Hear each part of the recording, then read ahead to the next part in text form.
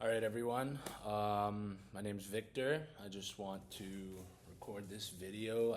Disclaimer before we even get started. You're not going to see any fancy cars or fancy watches or 100 models. No, it's just me and this and the whiteboard.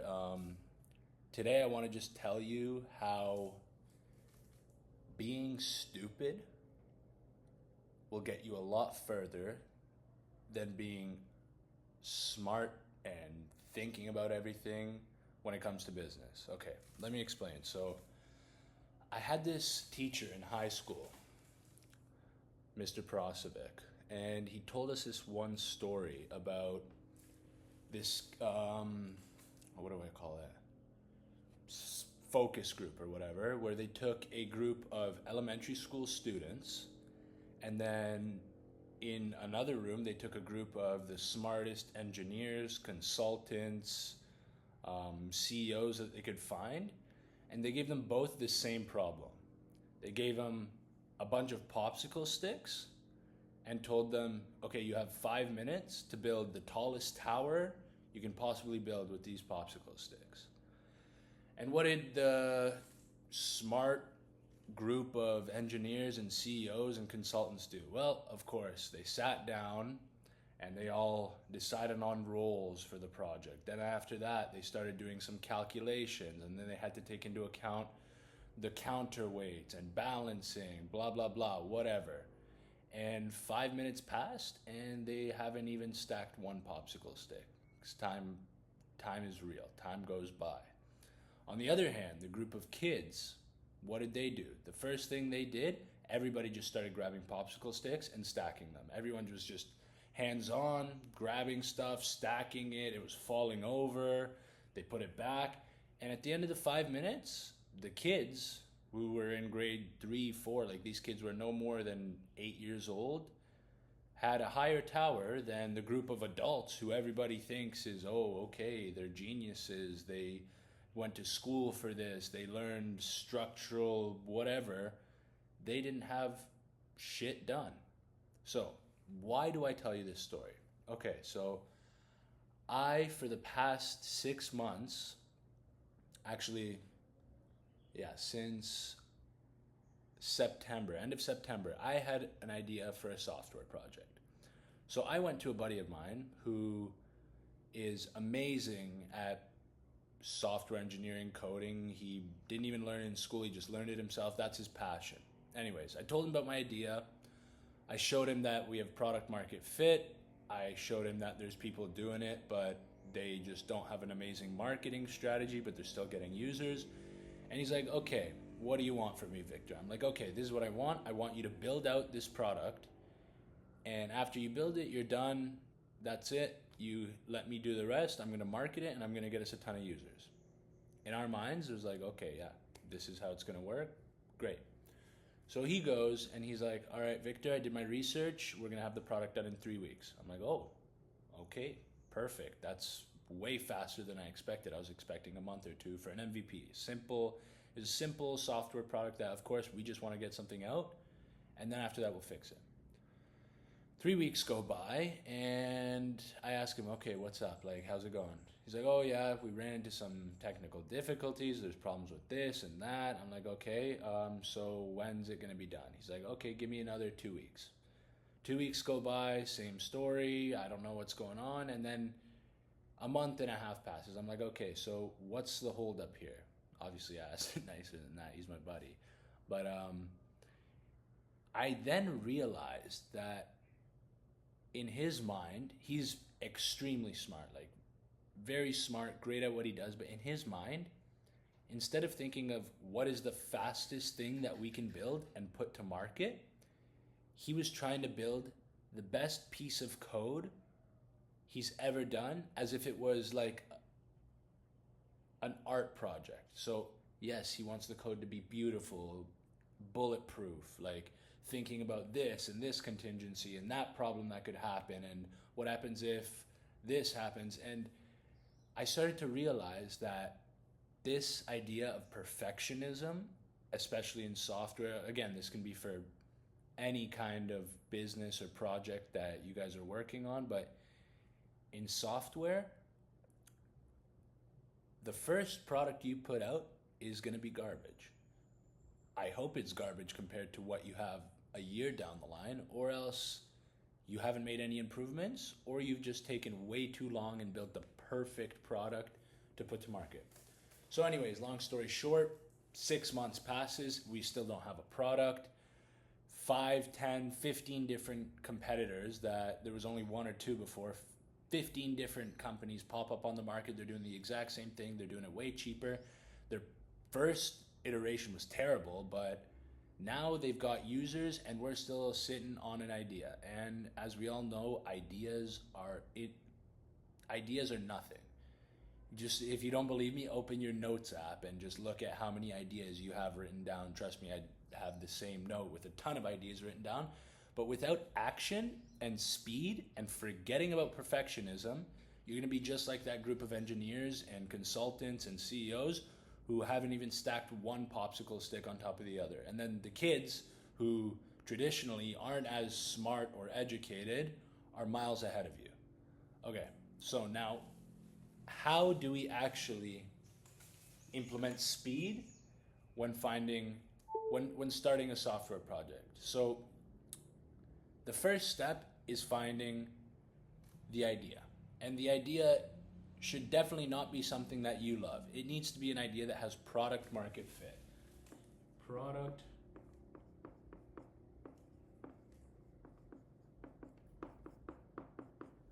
Now, what does this mean? I know my handwriting is terrible, but just let me be. So product market fit means what? You need to have a large total addressable market who has a massive pain point. Specifically, it's great if it's in one of these two categories. So one, saves them money. They have a problem with money, with spending too much money or making too little money. So it needs to make them either more money or it needs to save them more money. That's one. 2, time. Let me draw a clock. Time. This product, again, the total addressable market, TAM in short, your product needs to either, 1, add more time to their ability to produce output. For example, if you're building something for a manufacturing facility, how do you add more time to the operator's production schedule? I don't know, you streamline some activities that are not high ROI, like the cleaning. Outsource the cleaning, boom. You've added more time to their production schedule. Second, you need to save them time. So you either add more time or you save them time. So let's say a CEO who's starting some sort of company and he's wearing a ton of hats. He's doing the books, he's managing the teams, he's managing resources, money, he's doing everything basically. You need to either add more time to his schedule or you need to save him time. And these go hand in hand. These can be interchangeable.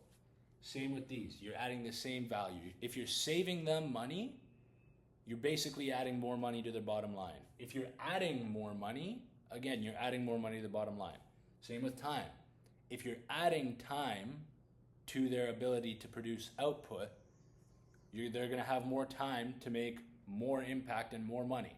If you're saving them time, they can take the saved time and put it into activities that are higher ROI. So now, product market fit, recap, quick. A big total addressable market. So this can be at least more than 10,000 people or 10,000 businesses. And they need to have a pressing pain point, whether that is in the money or in the time. You can have a ton of ideas, but if it doesn't save somebody money or time, it's just going to make your life a whole lot harder. I'm not saying that it won't work, but this is what you need to focus on. Big TAM, big money or time problem. Okay? Okay, very good. Now that we've understood what I mean by product market fit, you need to now validate your idea. Okay, in your head, you say, okay, yeah, I got product market fit. I have a large total addressable market. They have a big pain point, whether it's to do with money or time. And I have an idea that's going to solve it. So now that's just in your head. That's not even real yet. Again, it's just an idea. How do you find validation? And how do you do it fast? Because we don't have time to wait. As I told you, we waited 6 months and 10 different competitors popped out, and now they're miles ahead of us. Big problem. How do we find validation fast? Okay, one option.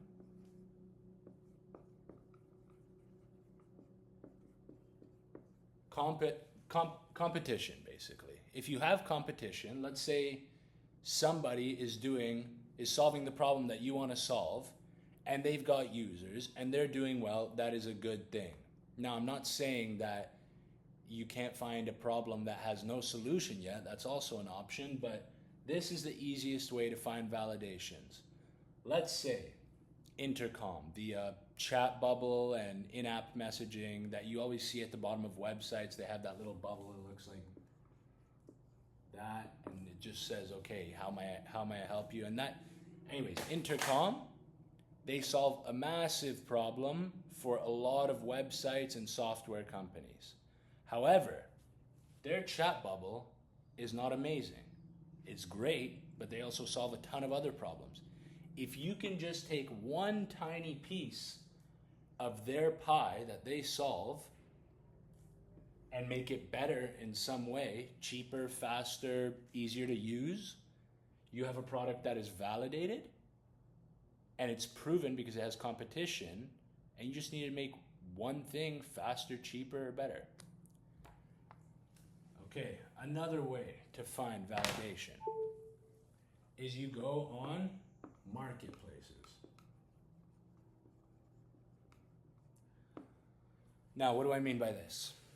There is marketplaces. So if I'm talking specifically about software ideas, this is what I kind of want this channel to be about: how to grow a software company from an idea all the way until an exit. If I'm talking about marketplaces, you can go on acquire.com. And there's many other business marketplaces where people come, buy and sell their businesses, basically. And acquire.com is one that you can basically filter for SaaS. So on acquire.com, what you do, you go on listings, you sort it by SaaS, and you find products that are doing massive revenue and see how long they've been doing that revenue for. Most of this data is public. So if you find someone who's selling their business and they're doing hundreds of thousands a month in revenue, then you know that product that is solving that solution is proven. Okay? They're making money from it. It's very simple. So that's one way on the marketplaces. Another way is that you find an idea somehow. The third way here. You have an idea. You haven't seen it from a big corporation doing it. You haven't seen it being sold on marketplaces. You have a brand new idea that you think no one has done before. How do you validate it fast?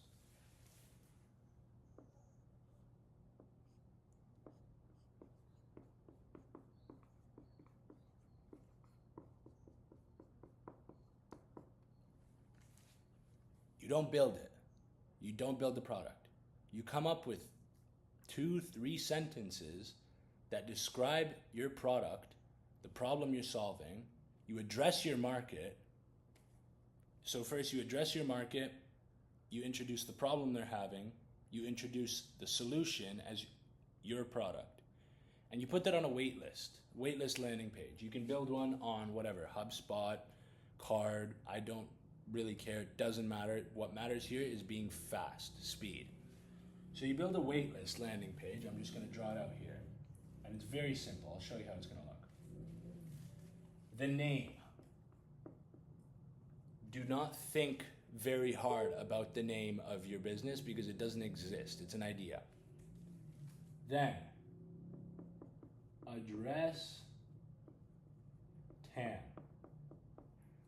What does this mean? This is a headline where basically you say, hey agency owners, or hey small business owners, or small business owners who are doing between this and this in revenue.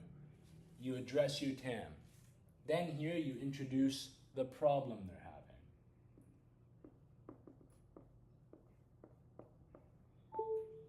This is your subheading.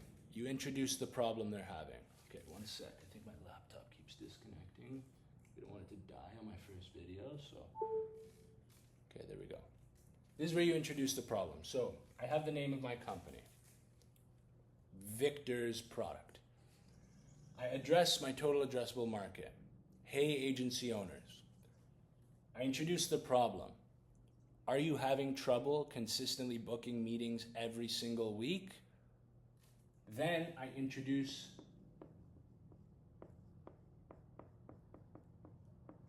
the solution as my software. Hey agency owners, are you having trouble booking consistent meetings every single week? I'm going to use the example of Instantly. Everyone here probably knows what Instantly is, the cold email sending platform. Well, you don't have to worry about that anymore.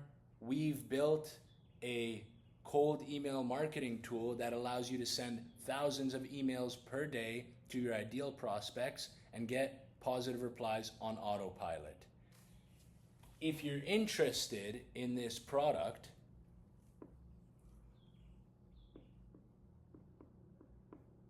leave your email and we'll send you a guide on how to craft the perfect personalized campaign for your ideal audience. So, again, recap. Name of your business, Instantly. Address your TAM, agency owners, coaches, and consultants. Now introduce problem. Are you having problems booking consistent meetings every single week? Intro the solution. Well, we built a cold email marketing tool where you can reach your entire market sending thousands of emails per day on autopilot and just get positive replies all the time so then you can book those meetings. Now, call to action. It's very important on a waitlist landing page when you have nothing to give them. Again, just an idea. You need to exchange value. If you don't exchange value, nobody's going to leave their email. Nobody's going to give you anything without getting anything in return. So now, leave your email to sign up for the waitlist, and I will send you a guide on how to craft the perfect cold email sequence for whoever you're trying to target. This is called a lead magnet. So in exchange for their email, you're giving them some sort of value. Very simple. Now, how does this tie to validating your product? Well, before you build something, you have to know that people are going to want to use it. So you think you have product market fit, okay, that's great, but now you have to actually prove it. If you don't prove it, your idea is not valid and you just should not get emotionally attached to it and kill it. Now what you do is you post this across all your socials. If you don't have an audience, you probably do. Just open your LinkedIn and see how many people you're connected with. Open your Facebook, open your Instagram, go on your email and find all the people in your email list and send this to them. Yeah, maybe 99% of them, this has nothing to do with them, but maybe 1% it does. Again, one more thing you can do is use cold email to validate your product. It's very cheap to set up. You can set up 5 email addresses and on an Instantly campaign, and in 2 weeks, yeah, maybe it's not a good idea if you don't already have cold email set up because you want to move fast. But anyways, you can just send a cold email to as many people as you possibly can in your TAM, in your ICP, with the value that your product is providing. And in exchange for a sign up, they get some value as well. Another way, run ads. If you don't have money, don't do this, obviously, because this is still just an idea. But if you have some money, run ads wherever your ICP is sitting. So if this is a product for cold email, then you can easily target people on Facebook ads, Meta, like Facebook and Instagram. You can target very specifically. On Twitter, X, whatever you want to call it, a ton of your ICPs hanging out there. And just create an ad. Sorry, one sec.